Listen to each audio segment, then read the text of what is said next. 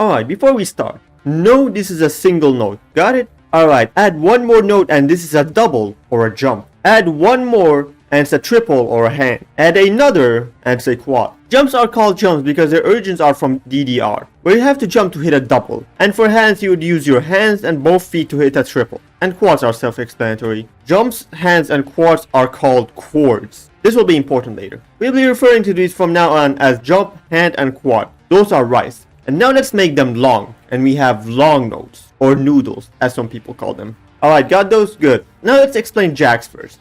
Their definition is sets of repeating notes on the same column. And jacks are short for jackhammer, because you play them like a jackhammer. And now this is a mini jack. Pretty simple. Now this is a long jack. 3 or more notes after another. People still debate whether long jacks are 3 or 4 notes, but I like to think they are 3. Some people refer to these as vibro. What is vibro? Basically lots of long jacks. Now let's get to the juicy one, chordjacks. As I said before, jump, hands, and quads are chords, and these in succession create chordjacks. And the more chords you add, the denser they get. We also have speedjacks, chordjacks at high BPM that are not dense. Alright, jack section over. Now let's get to streams. They consist of stream, jumpstream, and handstream. Let's start with streams. They are basically streams of notes. Very simple to understand. Now let's add some jump. Now this is jumpstream. Light jumpstream to be specific. Let's add more jumps, and here we have dense jumpstream because there are a lot of jumps. Alright, let's go back to streams. Let's add hands now. Now this is light handstream because it only consists of hands. Let's add some jumps into the mix and we have dense handstream. This is what most people think when they hear handstream. And we also have quad streams. Self-explanatory. Now you may be asking, hey, I hear some people say trilly handstream, anchory jumpstream. What do those mean? Well, my frog, those trills, anchors, and whatever else are what I like to call sub-patterns or add-on patterns.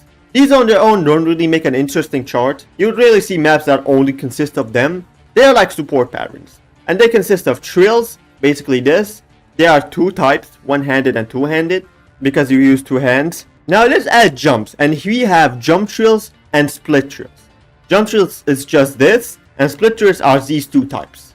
And next we have its anchors, which are just long jacks, but they are in other patterns. You wouldn't refer to this as an anchor, because there are no other patterns present. But when you add them to other patterns, they become anchors. This is anchory jumpstream now. See those long jacks in the middle? Those are the anchors. And then there are rolls, basically a roll of notes. And there are 4 types. This, and this. And stairs. Self-explanatory. And that's it. Every pattern you need to know. You can leave the video here. Alright, but you might be saying, but bro, you didn't explain my favorite speed, tech, and dumps. Firstly, you are wrong. Speed, tech, and dump are not patterns. And I'm here to teach you what they actually are. So we are gonna go deep into explaining these, so get ready. First, like I said, they are not patterns. They are properties a chart can have. So any chart, any pattern can be speed, tech, and dump. Now, so let's get started with speed first. What makes a chart speed? Basically, speed is usually referred to patterns that are made comfortable to be played at higher speeds. They can be comfortable or very uncomfortable to play.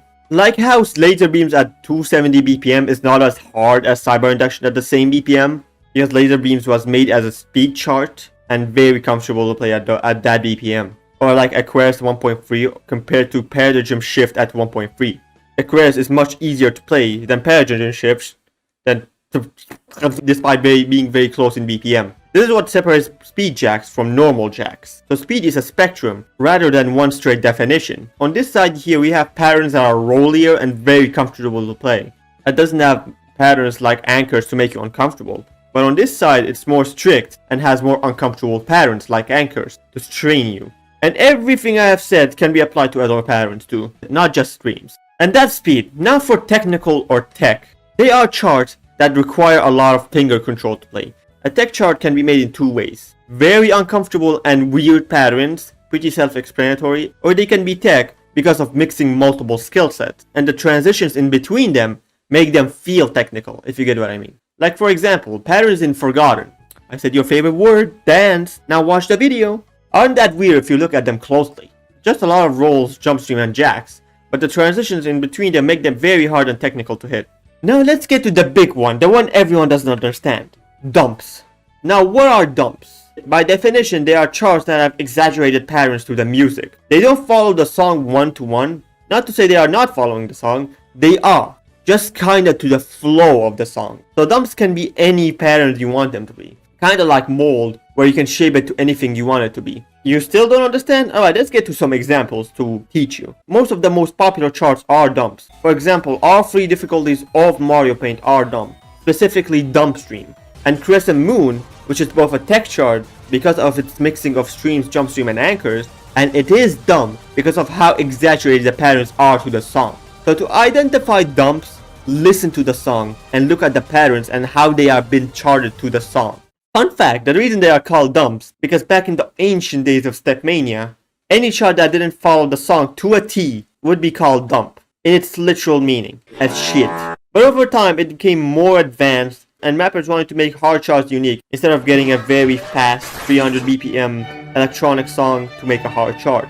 And so dumps were made. Hope this makes it clear. Now on to long notes, or LNs, or noodles, whatever you call them. Long notes are mostly popular in Osu and Quaver because they have release timing mechanics. Basically, how accurately you release your long note affects your accuracy. Everything I have said before about rice also applies to long notes, so that saves us a lot of time. But LNs do have some of their own special property. Like in a Minijack, if there's an LN at the end, it's a shield. And if it's at the start, it's a reverse shield. And then there are inverse maps. Inverse is basically when every note is turned into an LN. And finally, we have release timing maps, or timing hell maps. These maps' difficulties come from the very tricky and hard release timings. These are very hard to get good accuracy on. Anyways, those are all the essential patterns you would hear a lot in the community.